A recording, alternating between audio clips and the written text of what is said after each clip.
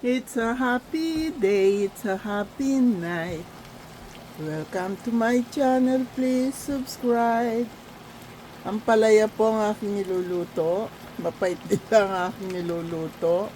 May kukwento po akong mapait na naman na nangyari sa akin sa aking YouTube. Meron na naman po nagreklamo. Lahat po ng video ko na demonetize. Hindi inalis ang kita ko. Kaya hindi ko alam kung sino na naman ang mabait na tao ang gumawa sa akin nito. Buti nalaman ng aking secretary. Binalita agad sa akin. Pero nag-claim na po kami kung ano talaga ang nirereklamo nila sa akin. Bakit? Ano ba ginagawa ko sa inyo? Kailangan nyo kung palaging nirereklamo. Ngayon, tinanggalan na ako ng kita. Kaya, hindi ko po alam kung ano man yung nasa sa isip nyo tungkol sa akin. Yun ang mga huli naming pamimigay. Sana. Kasi gusto ko na rin pong itigil yung pamimigay ko dahil nga po palaging may nagreklamo sa akin. Hindi talaga pwedeng isang buong pamilya ang manalo. Rules po namin yun dahil kami namimigay pera po namin ang pinamimigay namin. Hindi po namin yun hinihingi kung kahit kani-kanino. Kahalok din sa palaya ko baka ito'y pumait na ng todo-todo. Ano ba yan? Tigilan ko na nga. Takpan ko muna. Naigisa ko na po yan. May sahog na siya.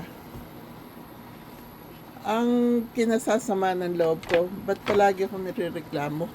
Tsaka matanda na po ako. Ano pa ba gusto niyong gawin ko sa buhay ko? Nagsasaya lang naman po. At yun din, nagsasayang ng pera. Hindi ko masabing nagsasayang dahil kusa po namin pinamimigay. Teka, masobrahan naman ang luto. Naku, naamoy ko. Pumait nga dahil mapait ang aking kalooban. Dahil nga may nagreklamo naman ako sa akin, sa aking YouTube. Ano ba ginagawa ko sa inyo? Ba't nyo ako nirereklamo? Hindi ko naman kayo na ako naman pakanta-kanta lang. Pasayaw-saya, pakending-kending. Libangan ko lang po yan. Eto, mamimigay kami ng bigas. Yung iba siguro gusto buong pamilya manalo, sasali. Hindi nga po pwede yun. Kailangan magkakapit bahay.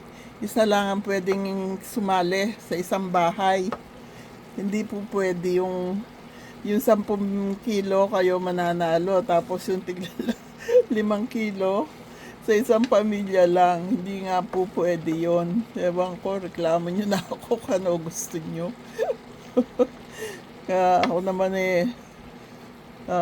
yung pinalalaganap lang ang biyaya para lahat magkaroon, makatulong dahil marami pong dumadaing. Napakahirap na daw sa Pilipinas ngayon, lahat ng bilihin mahal, lalo na bigas. Kaya naisipan po naming mamigay ng bigas. Ito po, itong lalagyan ko na ng itlog itong aking ampalaya. Ayan, itlog. Ampalaya ko ang itlog. Ayan, binating itlog. Ayan po. Sana naman maintindihan nyo kami. Hindi po pwedeng isang buong pamilya mananalo nung